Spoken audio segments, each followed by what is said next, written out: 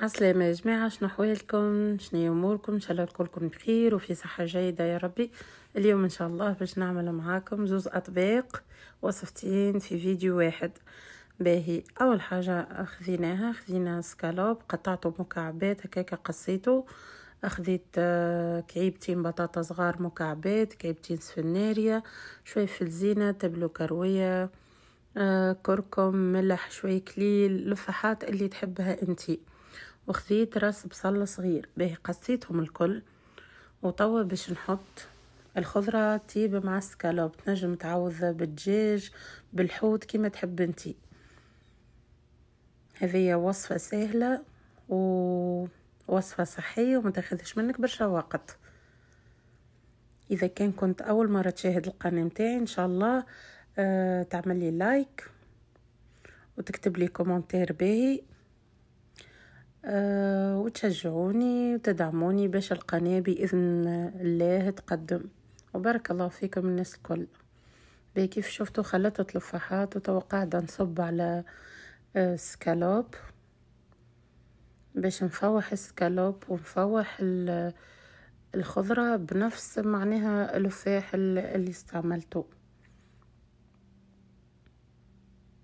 اقعدوا معايا كملوا الفيديو باش تشوفوا الوصفة للآخر. هما وصفتين في فيديو واحد، يصلحوا فطور يصلحوا عشاء كيما تحب انتي. طبق هكا زوز اطباق بنان وصحيين وفيهم كل العناصر اللي يحتاجها الصغير ولا الكبير.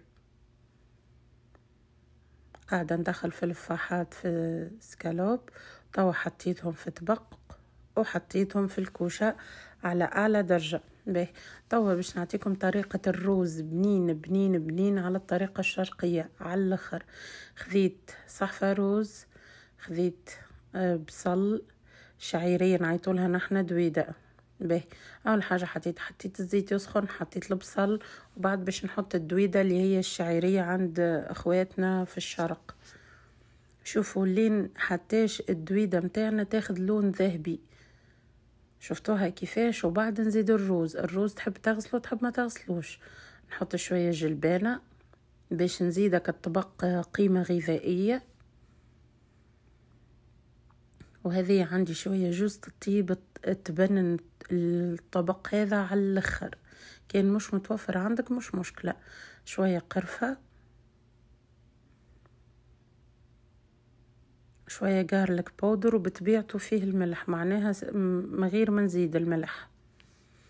وطوع حطيته على نار عالية حتىش اللي ولا يعمل في الفقاعات، وغطيته وخليته يطيب في عقله. هذا طبق ما شاء الله حضر. هذا الروز متاعنا ما شاء الله تبارك الله حضر. حسيلو نودكم ومنشهيكم. هذا التقديم النهائي ما شاء الله تبارك الله، وصحة وبشفاء للي باش ياكلوا. هاكم شفتوا الروز يجيك مفرق كعبة كعبة، وصحة وبشفاء ليكم. سلامة.